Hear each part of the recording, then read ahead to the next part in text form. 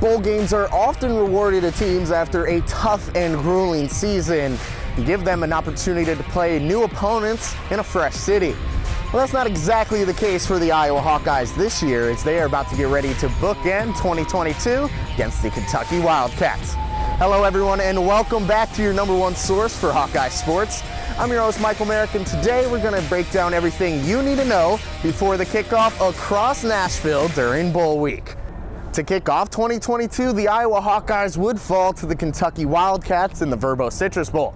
Now, to close 2022, they will get ready to take on the Kentucky Wildcats in the Transperfect Music City Bowl right here. And with many key stars opting out, some fans may wonder, is this bowl game even important? Today in college football, bowl games lost a lot of the respect and attention that they used to garner from fans back in the past. And with key players opting out to enter the transfer portal or enter the NFL draft, and you can't blame them. But at the University of Iowa, the brotherhoods and the bonds that they have created make it almost impossible to opt out when bowl season comes knocking around. To people that don't want to be out there, I don't know. I mean, it just doesn't really process in my mind why you'd want to dip out on your boys at the last second. But I mean, I understand that some guys have really bright futures, and I think it's really exciting for them to take the next step to the NFL, but I want to be out there one more time. Inside this building, everyone that's here is really excited to play in this game, and like you said, it's the last time this group of guys will be together, and that's a huge opportunity for us. Coach Kirk Ferentz, the opportunity that he's given me and the platform he's given me, anytime that I'm going to have the opportunity to throw the Tiger Hawk on the side of my head, I'm going to take it. But it wasn't just the players who were getting emotional about it being their last game together. It's just how they're wired, and if you're going to have a good football team, you have to have guys like that. And we've had a lot of good players.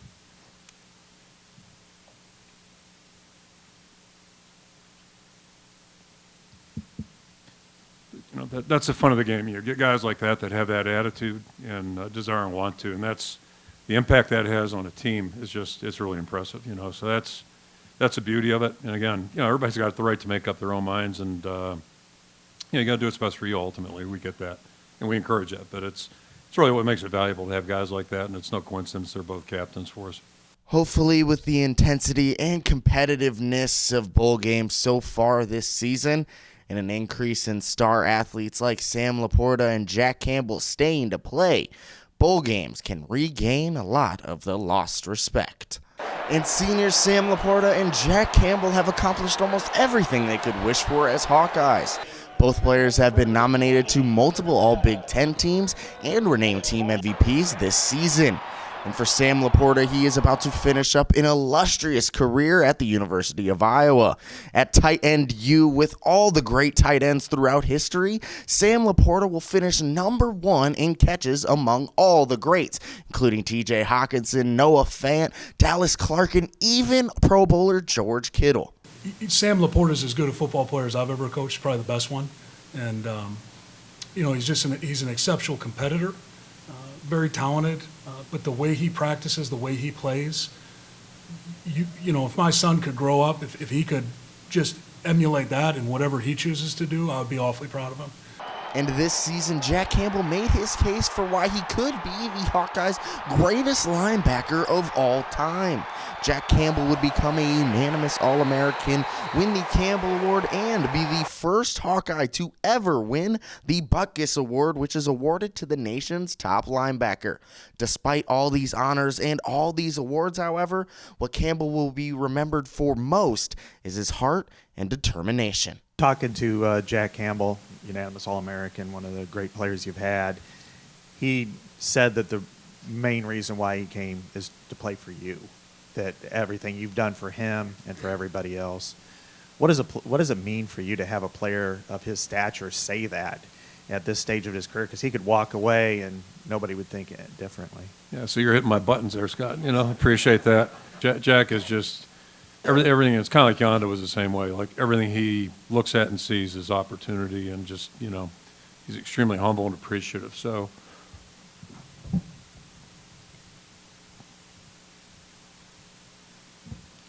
can't say enough about Jack. But we've had so many good young guys, and this whole team's been really good to coach and work with. So I'm just appreciative of that. And while the Music City Bowl might be the final game for Campbell and Laporta in the black and gold, Hawkeye fans will never forget the iconic careers both players had as Hawkeyes. But despite these two returning, the Hawkeyes have had their fair share of opt-outs for this bowl game. But all that's done is allow younger players to step up in their absence. One player to specifically look out for on the Hawkeye defense is freshman defensive back Xavier Nwamka. X has taken big leaps during this bowl prep, and DITV sports reporter AJ Reisetter has more on the freshman's big leaps. Iowa's second-team All-American Kayvon Merriweather opted out of this weekend's bowl game to prepare for the NFL draft, which means all eyes are on Iowa's first-ever five-star recruit, Xavier Nwamka. The defensive back from Altoona, Iowa, signed with the Hawkeyes last December and recorded 4 total tackles in 11 games this season. However, this weekend against Kentucky, he'll be trying to fill the large shoes of senior Kayvon Merriweather, who had the second most interceptions on the team this season and also totaled 47 tackles. However, Nwamka's teammates feel that he is ready for the daunting challenge. From the beginning of the season to now, you can tell he's just getting more confident out on the field, making the calls and everything, understanding what's going on, and I think getting the reps behind the older guys during the season has really helped him. I mean, X, he's just again very capable. He's smart, he's tough, he's going to play hard for the full 60 minutes. So. I just see him stepping in there and doing a great job for us. Probably the biggest guy that I've seen have jumped is probably Xavier in the last 3 or 4 weeks. I'm really happy to see. It's going to be his first start and see how he does, but really impressed with what he's doing. Nwamka, along with many other young Hawkeyes, will have a chance to show their talents on the biggest stage this weekend when Iowa takes on Kentucky at Nissan Stadium in the Transperfect Music City Bowl. From Iowa's practice facility in Nashville, Tennessee, AJ Reisetter, DITV Sports. But Iowa isn't the only team being decimated with opt-outs. Kentucky will be without tons of star players as well, including projected first-round quarterback Will Levis and starting halfback Chris Rodriguez to the NFL draft. That's leaving the Wildcats with 23 freshmen listed as starters or backups. As you see, we played a lot of young guys, as you know, and that gets difficult through the entire season. And now we get a little break. They get a chance to have some time off, get their legs underneath them, decompress a little bit physically and mentally, and then get back at it and refocus and get ready to have a really big game. And that's all we got from Nashville. Now we'll send it back to the studio. Hey guys, glad to see you all at the same time for once. So as you all know, there is a lot of unknowns in this upcoming bowl game with the transfer portal and injuries. Austin, let's start with you. What do you expect to see from Iowa's new starting quarterback, Joe Labus? I honestly don't know how you can even begin to think about what to expect from Joe Labus. He's never thrown a college pass. His backup, Carson May's never thrown a pass in college. The starters in front of him, Spencer Petras and Alex Padilla, are gone. They weren't particularly good either, so who knows what he could have gleaned from them, or offensive coordinator Brian Ferentz. Iowa's offense hasn't been very good this year, so our expectations should probably be pretty low for Joe Labus or Carson May. Maybe both of them play.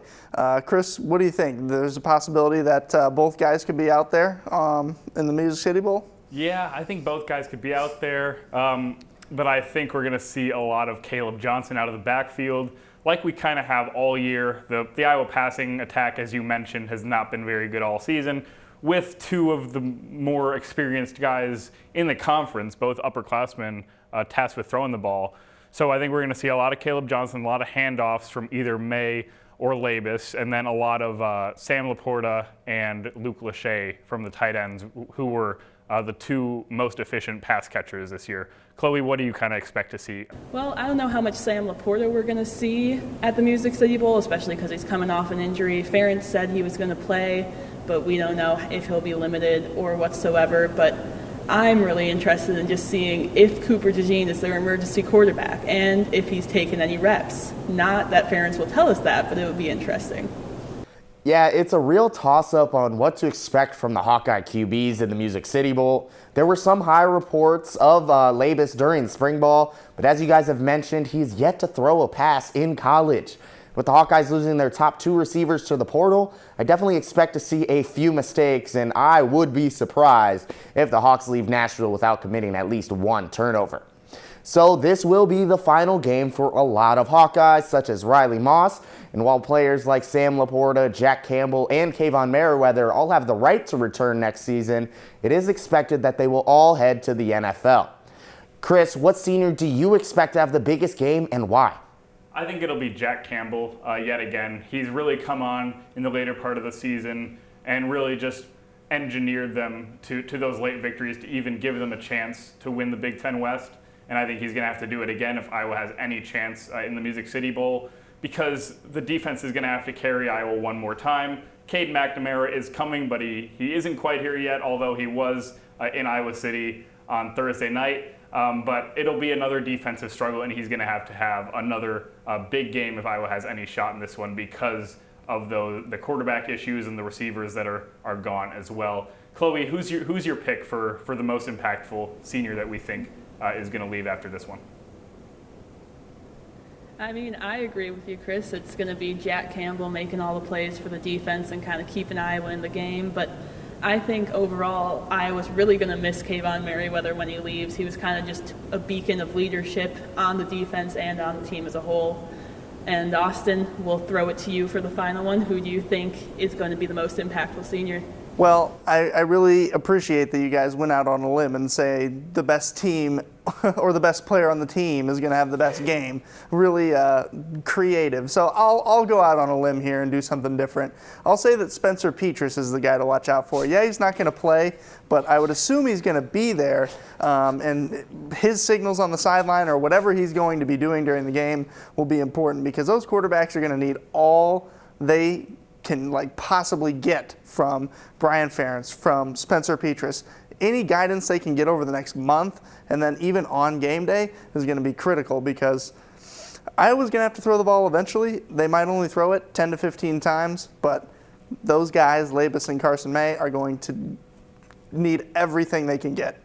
I mean, that's definitely an interesting way to take it, Austin. I initially was going to say Sam Laporta, but after hearing Chloe talk earlier, I really think he might be limited and they might just save his legs for the NFL. Don't want to risk any injuries. And this is always the best part of the show. Chloe, who do you have winning this game and how do you see it playing out? You know, honestly, I don't know who's going to win this game. It's kind of going to be a crapshoot either way, in my opinion, but I don't see them scoring collectively over 25 points. I could see Kentucky getting a field goal, and that could be the game, as Austin said earlier. So, Austin, do you still believe that? I think better should be comfortable, even if this under dropped all the way down to 25 points, even if it drops down to 18 points, they should be comfortable. 10-7 seems to be the right score. I don't know which team's going to score 10 and which team's going to score 7, or even if it'll be that many points in the game. But I suspect Iowa will win. Vegas has them as a 2.5-point favorite this weekend, so we'll see. I really think that Iowa will win one last game. Kirk Ferentz will get his 8-win bonus. Iowa's really good at winning these bowl games and maybe giving fans a little bit of excitement and help sell some tickets for the following season. Yeah, I'll go with the underbettors are going to win this one. But I think that Iowa will probably win this one. I'll say 10-6. The Iowa offense is going to muster a field goal. Probably some defensive score from Moss or Merriweather, or possibly a fumble recovery from Jack Campbell. And then they might allow 2 field goals. So there's your 10-6 final. I'm sticking to it. You know, I guess I'm just the optimist of the 4 of us. I think there will be a little bit more points scored in this one than that. And by that, I mean, I think the final score will be 17-12. I got the Hawkeyes winning this one, still under that 30-point over-under that I'm guessing will be the final line. It felt like every week this season we were reporting that the Hawkeyes were playing in the lowest over-under total in NCAA history. I don't expect that to change coming into this matchup. I just want to give all of you a massive thank you. I really appreciate all of you taking the time, taking the effort, giving me your analysis, and really helping not only me, but the viewers as well get a better understanding week in and week out of the matchups that the Hawkeyes have. Chloe, Chris, I cannot ask for better. I will talk to you guys more during basketball season. Fortunately, Austin, this is where we're going to have to say goodbye as you are graduating and you're heading over to the Mason City area to cover some Northern Iowa sports, man. I couldn't be more happy for you, and I'm just really excited to see what the future holds for you, my man. Thanks, Michael. I really appreciate that. I'm excited to get to my next opportunity. It's been a great 4 years here at the DI. I've really enjoyed this last year, getting to do this. I think this is really fun. It's different for me to be able to talk and have people see what my face looks like. Whether that's good or not is debatable, but it's more fun for me rather than just hiding behind a keyboard like usual. So I really appreciate everything all of you have done for me during my career here.